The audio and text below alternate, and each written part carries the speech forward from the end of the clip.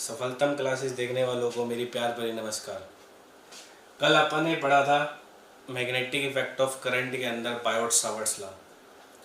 उसकी पहली एप्लीकेशन पढ़ी थी स्ट्रेट करंट कैरिंग कंडक्टर की वजह से अपन ने मैग्नेटिक फील्ड निकाली थी। उसको एक बार थोड़ा सा रिवाइज करा देता हूँ। रिजल्ट को क्या था हमारे पास। रिजल्ट हमने निकाली थी B = μ0/4π I/A sin φ1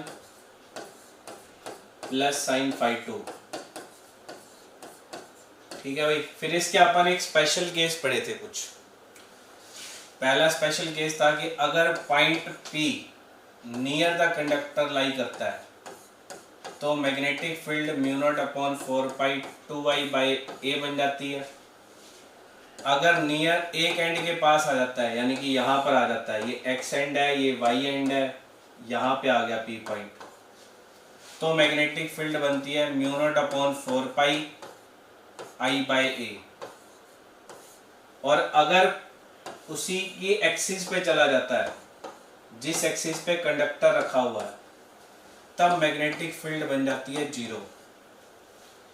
ये हमने पहली एप्लीकेशन का रिजल्ट निकाला था। ये उसका पहला स्पेशल केस है, ये उसका दूसरा स्पेशल केस है और ये इसका तीसरा स्पेशल केस है। तो कल अपन ने कुछ क्वेश्चन भी किए थे भाई, और मैंने कल आपको 2 क्वेश्चन दिए थे होमवर्क के लिए। आज वो दोनों क्वेश्चन भी करेंगे, फिर उसके बाद 2 क्वेश्चन है वो भी करेंगे। तो पहला होमवर्क था आपका ये वाला question. 2 long parallel wire are placed at a distance 16 cm from each other in air. Each wire has a current, दोनों के अंदर करंट बराबर है 4 एम्पियर का। मैग्नेटिक फील्ड निकालनी है मिड पॉइंट पे। ठीक है भाई। पहले 2 कंडक्टर बना लो। ठीक है, ये कंडक्टर पहला कंडक्टर है, ये कंडक्टर दूसरा कंडक्टर है हमारे पास। इसके अंदर भी करंट 4 एम्पियर का है और इसके अंदर भी करंट 4 एम्पियर का है। इन दोनों के बीच की डिस्टेंस 16 सेंटीमीटर है। जो जो दिया हो वैसे वैसे बना लिया। हमें मिड पॉइंट पे निकालनी है। मिड पॉइंट पे निकालनी है। मिड पॉइंट कितना होगा? इससे भी 8 सेंटीमीटर दूर हो गया और इससे भी 8 सेंटीमीटर दूर हो गया। ठीक है भाई। फिर कह रहा है कि व्हेन द करंट, 2 पार्ट है, पहला पार्ट कर रहे हैं अभी इन द सेम डायरेक्शन, दोनों कंडक्टर के अंदर करंट सेम डायरेक्शन में जा रहा है। ऊपर की तरफ लेट किया हो तो ऊपर की तरफ, आप नीचे की तरफ भी ले सकते हो, जैसे मर्जी ले लो। ठीक है भाई। सेम डायरेक्शन में जा रहा है। तो पहले आप इस कंडक्टर की वजह से मान लेते हैं मैग्नेटिक फील्ड B1 होगी, इस कंडक्टर की वजह से मान लेते हैं मैग्नेटिक फील्ड B2 होगी। पहले मैग्नीट्यूड निकालते हैं, B1 कितनी बनेगी। अब यहां पर देखो, कल वाली बात, कहीं पर नहीं लिखा हुआ कंडक्टर कितना बड़ा है, कितनी लंबी तार है, कहीं नहीं लिखा हुआ। जब कहीं नहीं लिखा होता तो हम मानते हैं कि इनफाइनाइटली लॉन्ग है, और इनफाइनाइटली लॉन्ग होती है तो μ0/4π 2I/ में A होती है हमारे पास। ठीक है भाई। अब यहां पर हमारे पास B1 कितनी बन जाएगी? μ0/4π लेने दो। चलो, इसको I दोनों के अंदर सेम है, इसको अपन A ले लेते हैं, ये भी A बनेगा, बराबर ही है। ये B1 इतना आ गया, इसको B2 लेट कर लेते हैं। B2 भी इतनी आएगी μ0/4π 2I/A, क्योंकि वो भी इनफाइनाइटली लॉन्ग कंडक्टर है। दोनों एक जैसी आएंगी। B1 और B2 दोनों बराबर होंगी हमारे पास। फर्क आएगा डायरेक्शन का। अब डायरेक्शन कैसे दिखेंगे? डायरेक्शन, क्योंकि मैग्नेटिक फील्ड एक वेक्टर क्वांटिटी है, मैग्नीट्यूड तो निकल गया, डायरेक्शन और निकालनी पड़ेगी। अब डायरेक्शन निकालने के लिए आप क्या करेंगे? Maxwell right hand thumb rule का यूज करेंगे। Maxwell right hand thumb rule क्या कहता है? जिधर करंट जा रहा है उधर थंब सेटअप कर दो और फिंगर्स को रोटेट करो। अब फिंगर्स को रोटेट करते हुए हमें सिर्फ मिड पॉइंट पे निकालनी है। तो मिड पॉइंट पे हमने देखा कि इस कंडक्टर की वजह से, पहले कंडक्टर की वजह से फिंगर अंदर की तरफ मुड़ रही है। अंदर की तरफ मुड़ रही है, तो अंदर की तरफ मुड़ रही है तो क्या लगाएंगे, क्रॉस। दूसरे कंडक्टर की वजह से आ जाओ, रूल लगाया आपने, जिधर करंट जा रहा है उधर थंब सेटअप कर दिया, फिंगर्स को रोटेट करा, फिंगर्स को रोटेट करा, कहां मुड़ रही है, बाहर की तरफ। तो बाहर की तरफ है तो आउटवर्ड होगी हमारे पास, डॉट लगा दी हमने।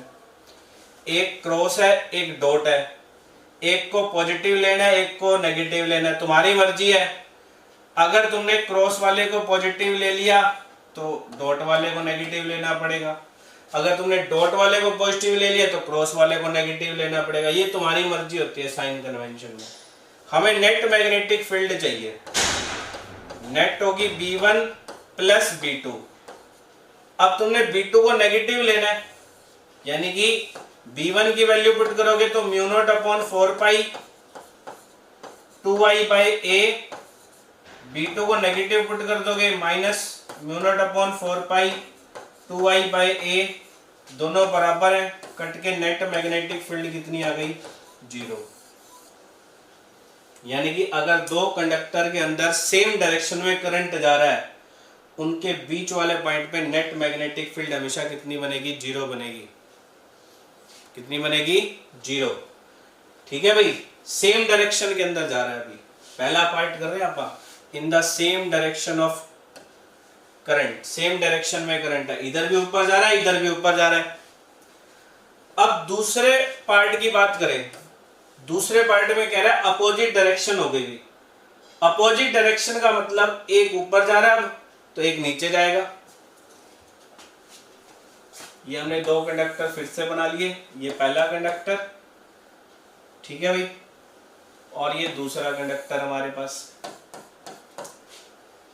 इसमें करंट ऊपर जा रहा है 4 एम्पियर का, ये भी। इसमें करंट नीचे आ रहा है, ये भी 4 एम्पियर का है। कितनी डिस्टेंस है, 16 सेंटीमीटर है। मिड पॉइंट पे निकालना है, मिड पॉइंट यानी कि ये इससे 8 सेंटीमीटर दूर होगा और ये भी इससे कितनी दूर होगा, 8 सेंटीमीटर दूर होगा। ठीक है भाई, इसकी वजह से मैग्नेटिक फील्ड B1, इसकी वजह से मैग्नेटिक फील्ड B2, दोनों की वजह से होंगी तो बराबर ही, क्योंकि करंट सेम है, डिस्टेंस सेम है, हमारे पास सब कुछ सेम है। फर्क आ जाएगा डायरेक्शन का। यहां पर देखो भाई, B1 तो वही इनवर्ड आ रही है, Maxwell right hand thumb rule लगाने से B तो इनवर्ड आ रही है। अब B2 की वैल्यू देखते हैं, B2 किधर आ रही है, करंट नीचे जा रहा है, थंब नीचे कर दो, फिंगर्स को रोटेट करो। इस पॉइंट P पे ये वाली फिंगर्स अंदर की तरफ मुड़ रही हैं, अंदर की तरफ मुड़ रही है, तो B2 भी अब इनवर्ड है। पहले एक आउटवर्ड था, एक इनवर्ड था, अब दोनों आउटवर्ड, दोनों इनवर्ड है, दोनों के दोनों ऐसे अंदर की तरफ है, दोनों सेम डायरेक्शन में है। सेम डायरेक्शन में है तो नेट मैग्नेटिक फील्ड कितनी हो जाएगी, दोनों को जोड़ दो, जोड़ोगे कितना आएगा, यानी कि इसको 2 से मल्टीप्लाई कर दो, तो mu naught upon 4 pi 4i by में a, सारी वैल्यूज पुट कर दो, 10 की पावर -7, 4 मल्टीप्लाई में करंट कितना है 4 एम्पियर का, डिस्टेंस कितनी है हमारे पास 8 सेंटीमीटर, सेंटीमीटर को मीटर में बदलेंगे। ठीक है भाई, 1 2 ये आ जाएगा 2, तो 2 गुणा में हमारे पास 10 की पावर -5 टेस्ला, ये मैग्नेटिक फील्ड हो जाएगी। तो ये कल का आंसर है, मिला लेना भाई। ठीक है भाई, सिंपल भी कर सकते हैं ना, देखो सिंपल डायरेक्ट, देखो रिजल्ट देखो क्या है। अगर सेम डायरेक्शन में जा रहे हैं, करंट बराबर है, करंट बराबर है, तो बीच में नेट मैग्नेटिक फील्ड कितनी होगी, हमेशा 0 हो गई। आगे से देखने सॉल्व करने की जरूरत नहीं है, सीधा देखो, दोनों सेम डायरेक्शन में है, बराबर करंट है, इक्वल डिस्टेंस है, नेट मैग्नेटिक फील्ड कितनी होगी, 0। अपोजिट डायरेक्शन में है, एक की वजह से निकालो, 2 से गुणा करो, सीधा आंसर आ जाएगा। ठीक है भाई, अब देखो मिला लेना भाई जिसका आंसर ठीक है। अब अगला क्वेश्चन देखो, ये भी कल होमवर्क दिया था। मैग्नेटिक इंडक्शन निकालना है आपको, centre of A coil bent into square, square तार को मोड़ दिया है और उसके अंदर करंट चल रहा है 10 एम्पियर का और उस स्क्वायर की साइड कितनी है 10 सेंटीमीटर है। स्क्वायर बना लो भाई एक, स्क्वायर की साइड कितनी है 10 सेंटीमीटर है, 10 सेंटीमीटर है। करंट कितना चल रहा है 10 एम्पियर का। अब ऐसे क्वेश्चन में करंट जब चलता है तो उसकी डायरेक्शन एक ही रहती है, या तो वो क्लॉकवाइज चलेगा या वो चलेगा एंटी क्लॉकवाइज। तुम्हारी मर्जी है, जैसे मर्जी चला लो, क्योंकि इसमें कहीं लिखा नहीं हुआ कि करंट क्लॉकवाइज चल रहा है या एंटी क्लॉकवाइज चल रहा है। तो हम इसको क्लॉकवाइज चला लेते हैं, करंट को लूप बनाएगा ना ऐसे। ये नहीं है कि इन दो ब्रांच में करंट ऐसे चलेगा, इन दो ब्रांच में करंट ऐसा चलेगा, नहीं। करंट क्लोज्ड पाथ पूरा कंप्लीट करेगा। अगर एक पॉइंट से स्टार्ट हुआ है तो वो पूरा एक पॉइंट पे जाके खत्म होएगा। ठीक है भाई। अब हमने क्लॉकवाइज डायरेक्शन ली हुई है, इसके सेंटर पे निकालना है हमें। सेंटर कहां पे होता है, जहां पे डायगोनल कट करेंगे। ये डायगोनल है हमारे पास, कहां पे कट कर रहे हैं, ओ पॉइंट पे कट कर रहे हैं। अब पहले इसको नाम दे दो, ए बी सी और डी। ठीक है भाई। सबसे पहले अपन मैग्नेटिक फील्ड ले लेते हैं एडी की वजह से। सिर्फ अपन मैग्नेटिक फील्ड निकालते हैं एडी की वजह से, एडी ब्रांच की वजह से, एडी ब्रांच की वजह से निकालते हैं। एडी ब्रांच ले लो भाई, एक स्ट्रेट कंडक्टर है, करंट कितना चल रहा है 10 एम्पियर का चल रहा है। सेंटर में निकालना है तो ये वाली डिस्टेंस होगी। अब ये वाली डिस्टेंस कितनी होगी, ये पूरी है 10, ये उसका हाफ हो गया, कितना बनेगा 5 सेंटीमीटर बनेगा। ठीक है भाई। स्क्वायर के सेंटर पे एंगल बनता है हमेशा 90 डिग्री का, 90 डिग्री का सेंटर पे हमेशा एंगल बनता है। तो ये ऊपर वाला बनाएगा 45, नीचे वाला भी बनाएगा कितना 45, यानी कि φ1 भी हमारे पास कितना हो गया 45 डिग्री का, और φ2 भी हमारे पास कितना हो गया 45 डिग्री का। ठीक है भाई, दोनों एंगल आ गए। तो अब AD की वजह से निकालो, μ0/4π I/A sin 45 plus sin 45। sin 45 की वैल्यू होती है 1/√2। वैल्यू पुट कर दो भाई, 10 की पावर -7, आई कितना हमारे पास 10 एम्पियर का है, डिस्टेंस कितनी है हमारे पास 5 सेंटीमीटर है, सेंटीमीटर को मीटर में कन्वर्ट करेंगे। sin φ1 की वैल्यू 1/√2, 1/√2। ठीक है भाई।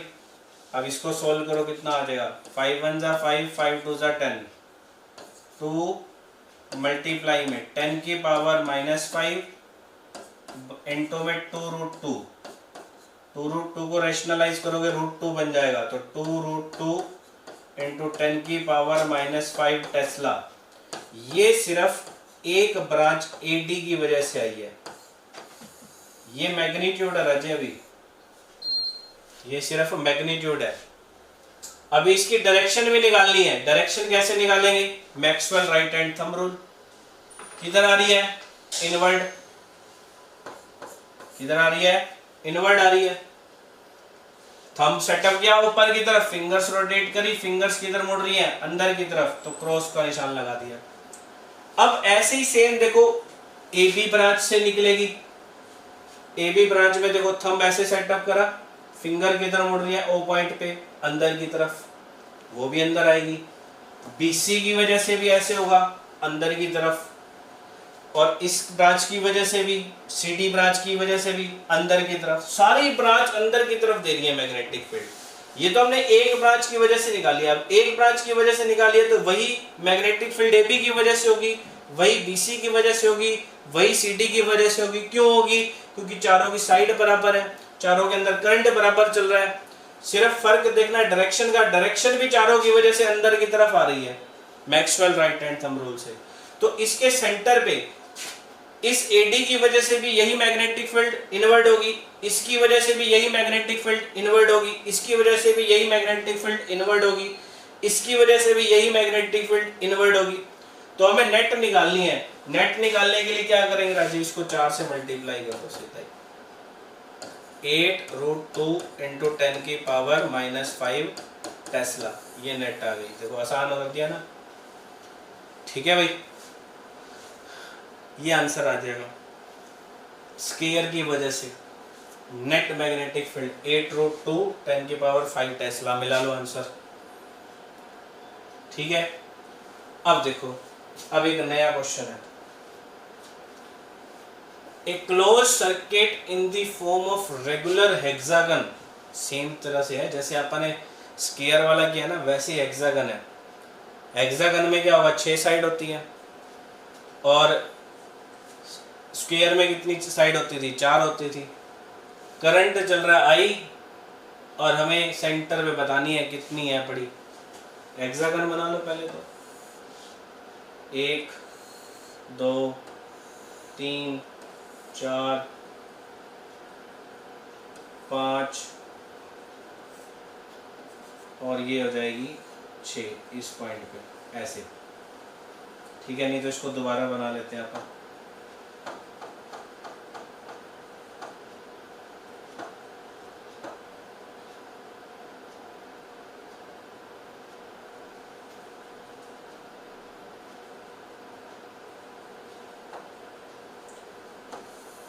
एक 2 3 4 5 और ये 6 ऐसे बन गए। ये पॉइंट हो गया ए, ये पॉइंट हो गया बी, ये पॉइंट हो गया सी, ये डी और ये एफ, ठीक है भाई।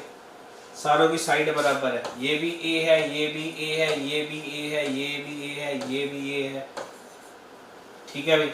करंट वही बात, आपकी मर्जी है, या तो क्लॉकवाइज ले लो या एंटी क्लॉकवाइज ले लो। जैसे अभी यहाँ पर एंटी क्लॉकवाइज ले लेते हैं अपन, ठीक है भाई, एक ही डायरेक्शन में चलाना है अपन ने, चला दिया भाई। सेंटर में निकालनी है, सेंटर में निकालनी है, ठीक है भाई, सेंटर में निकालनी है। सेंटर यहाँ पे होगा ओ पॉइंट। अब सेंटर में निकालनी है, ये पूरा देखो हमारी दुनिया गोल है, 360 डिग्री का एंगल बनाएगा। अब स्क्वायर की साइड 4 होती है, तो 360 को 4 से डिवाइड कर दो, बराबर में लगाना ये चीज, जब सारी साइड बराबर हो, क्योंकि यहाँ पर सारों की साइड बराबर दे रखी है, ए है, स्क्वायर में भी सारी साइड बराबर होती है, तो एंगल बनता है 90 डिग्री का। अब कितनी साइड है, 6, तो इसके सेंटर पे एंगल बनेगा कितना, 60 डिग्री का, यानी कि ये वाला एंगल टोटल 60 डिग्री का बनेगा। हमें ये वाली डिस्टेंस चाहिए, ठीक है। तो ये आधा हो जाएगा 30, ये आधा हो जाएगा 30, ठीक है भाई। पूरा नहीं कराऊंगा इसको, एक रफली आइडिया दूंगा और इसका आंसर आपने खुद ने निकालना है। तो जो हम φ1 है वो 30 डिग्री लेंगे, और φ2 जो है वो भी आप कितना लेंगे, 30 डिग्री लेंगे, ठीक है भाई। अब इसकी जो साइड होती है, ये वाली साइड कितनी होगी हमारे पास, ये वाली साइड होती है √3a/2, याद रख लो। कितनी साइड होती है, √3a/2, ये साइड होगी इसकी, ये वाली निकाल लेना, a² - a²/2 करके ये निकलेगी, ठीक है भाई। √3a/2 सब कुछ दिया हुआ है। मैग्नेटिक फील्ड कितनी होगी, फॉर्मूला ये लगेगा, μ0/4πI/a sin 30 + sin 30, ठीक है भाई, यही फॉर्मूला लगेगा। ये एक तार की वजह से निकाल लो, मान लो AB की वजह से निकाल ली, वही मैग्नेटिक फील्ड BC की वजह से होगी, वही CD की वजह से होगी, वही DE की वजह से होगी, वही EF की वजह से होगी, वही FA की वजह से होगी, और सभी की साइड, सभी की वजह से जो मैग्नेटिक फील्ड है वो भी सेम डायरेक्शन में होगी। देखो आउटवर्ड ही आ रही है, हर किसी में क्या आ रही है, आउटवर्ड। तो सारों को मल्टीप्लाई कर दो, या इसको 6 से मल्टीप्लाई कर देना, आंसर आ जाएगा। ठीक है भाई। अब आगे देखो अगला question, what current must flow in infinitely long straight wire. ये तो बिल्कुल आसान है, डेंसिटी दे रखी है बी दे रखा है अपने को, लॉन्ग वायर है, बी दे रखा है 3 × 10⁵ टेस्ला, 6 सेंटीमीटर है, यानी कि ए की वैल्यू 6 सेंटीमीटर है। B is equal to μ0/4π 2I/a, लगा हुआ आंसर निकल आएगा। आई की वैल्यू निकालनी है, सब कुछ पता है, ठीक है भाई। अगला क्वेश्चन देखो, बायोट सावर्ट्स लॉ का यूज करना है, मैग्नेटिक फील्ड जो है at the centre of coil. ये तो सेम क्वेश्चन आ गया पहले वाले, बस अब क्या करना है, साइड 2a है, साइड कितनी है 2a, और करंट कितना चल रहा है आई, एक ही डायरेक्शन में चला दो, चाहे क्लॉकवाइज चला दो चाहे एंटी क्लॉकवाइज चला दो, निकल जाएगा। सेंटर पे एंगल कितना बनेगा, 90 डिग्री का बनेगा, 45 हो जाएगा। अभी किया हमने पीछे वाला क्वेश्चन बिल्कुल वैसे ही, ठीक है भाई। तो बिल्कुल आसान क्वेश्चन है,